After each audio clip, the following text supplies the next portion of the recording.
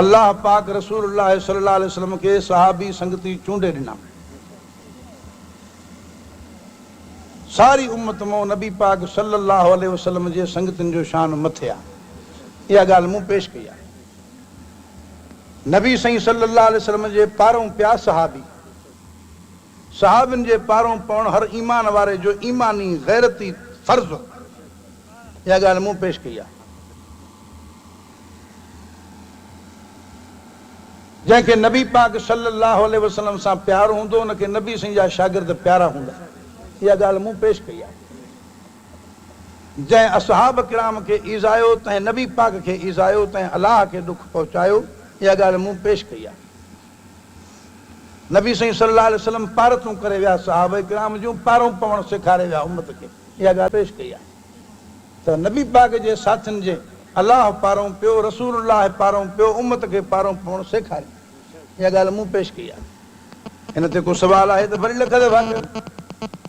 नबी पाक सल्लल्लाहु ताला अलैहि वसल्लम अवां असांखे सेखारियो आहे दीन, हे अल्लाह जे दीन जो बुनियाद अल्लाह जो क़ुरान आहे, मुस्तफ़ा जी सुन्नत आहे। हीअं कयो, हीअं न कयो। नबी पाक सल्लल्लाहु अलैहि वसल्लम वटि सॼो दीन असां वटि ईअं पहुतो आहे।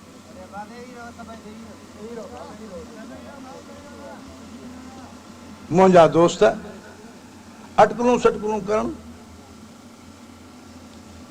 ऐं अजायो उहे सुवाल करण जन जो तव्हांजे ईमान अक़ीदे अमल सां वास्तो नाहे, फज़ूल सवालात करण, इन्हनि खां हिन क़ुरान करीम में मना हुआ। वला तक़फ़ मा लैस लक बिही इल्म।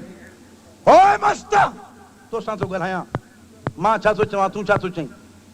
मां थो चवां त सवाल उहे कयो जेके तव्हांजे अक़ीदे अमल सां वास्तो रखनि।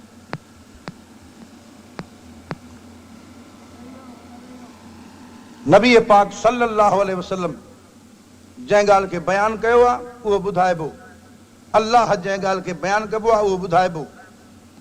पंहिंजे तरफ़ां हथ ठोकियूं ॻाल्हियूं न हणबियूं। रसूलुल्लाह सल्लल्लाहु अलैहि वसल्लम जन अजायनि सुवालनि खां मनो फरमायो। हिन क़ुरान में अजायनि सुवालनि जी मनो आहे। या अय्युहल्लज़ीना आमनू ला तसअलू अन अशिया इन तुब्द लकुम तसुकुम वला तक़फ़ मा लैस लक बिही इल्म। अजायनि सुवालनि खां हिन क़ुरान में मनो आहे। सुवाल कयो, सजायो। सुवाल कयो उहो जेको तव्हांजे ईमान अमल अक़ीदे सां वास्तो रखे।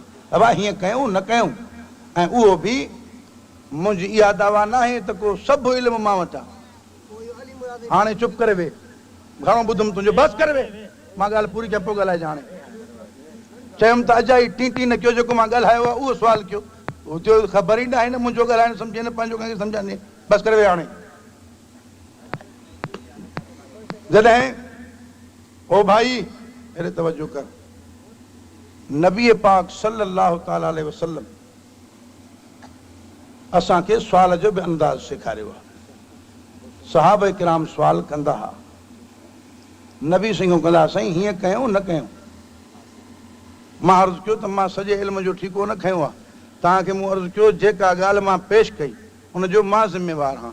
ॿियूं ॻाल्हियूं तव्हांखे खपनि, पंहिंजा आलिम सुवारा खोड़ आहिनि, भले उन्हनि खां पुछो, तव्हांखे ॿुधाईंदा पिया मामलात। मां हीअ ॻाल्हि बार बार इन करे दोहराई त तव्हांखे इहा पक थी वञे त जेका ॻाल्हि मूं पेश कई आहे उन ते कंहिंखे को एतिराज़ कोन्हे। जेका ॻाल्हि मूं पेश कई आहे इन ते कंहिंखे को एतिराज़ कोन्हे। ऐं हाणे खां पोइ जेकॾहिं कोई चवे त यार हीअं हीअं हूअं हूअं, पोइ जेकॾहिं को कुझु कुझु करे ऐं दिलि में हाणे रखी वञे त उनजी ॻाल्हि खे हैसियत बि काई न आहे, अहमियत बि कान आहे। जंहिंमहिल साम्हूं चवां थो बाबा हाणे तव्हां पुछो खणी त मां जवाबु ॾियां। त जेका ॻाल्हि मूं पेश कई आहे उन मिशन ते, उन मौक़िफ़ ते, मुंहिंजे मसइले ते कंहिंखे को एतिराज़ कोन्हे। बाक़ी हाणे हे तव्हांजा सुवाल मां खोलियां थो, जेके जवाब ॾियणा हूंदा, जेके ईंदा ॾींदुमि, जेके न ॾियणा हूंदा न ॾींदुमि।